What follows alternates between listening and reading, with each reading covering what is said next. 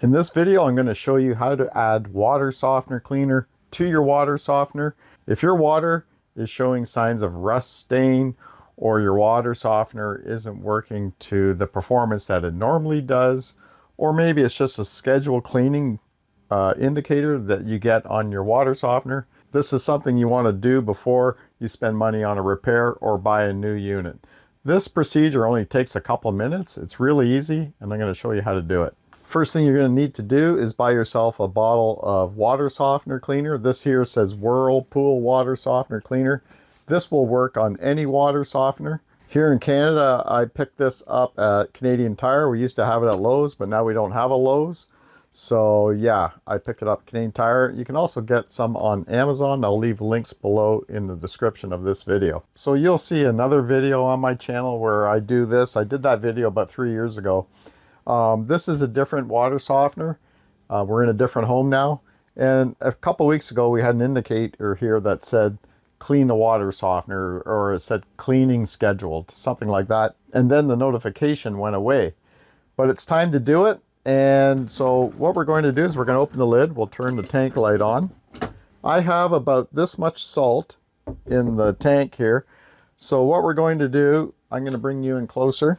What we're going to do is we're going to put the water softener cleaner in the brine well here. So we're going to remove this lid.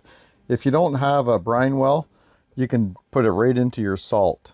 They say that it's good to have a low salt level when you do this, but you want enough in there so that when you regenerate the water softener, it runs through all that salt. You want to have enough in there. You don't want it completely empty.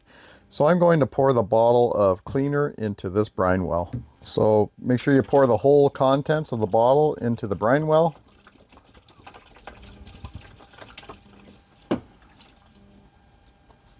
Then we'll put our cap back on. We'll close the lid.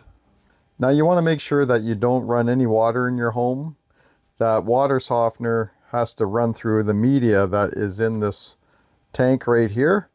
So about an hour and a half to 2 hours, you don't want to run any water in your home. You just want the water softener to regenerate. In case you want to know how this water softener cleaner works, it runs through this media tank. This tank here is full of small media, and it collects all the hard deposits from your water like iron. So the water softener cleaner will run through here, clean all that media. It gets flushed out, and so that your water softener works properly.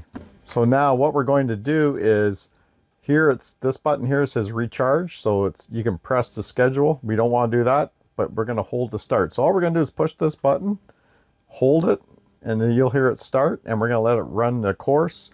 Like I said, it's up to 2 hours.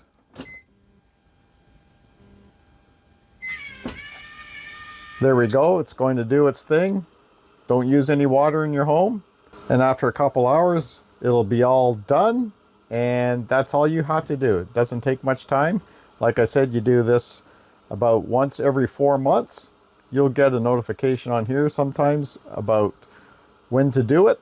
It's not an error message. It's just letting you know that it's time to run cleaner through your water softener.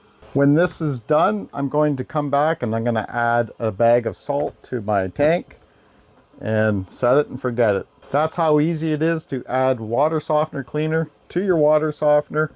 If this video helped, please leave me a comment or like the video. I'd really appreciate it. We'll see you on the next one.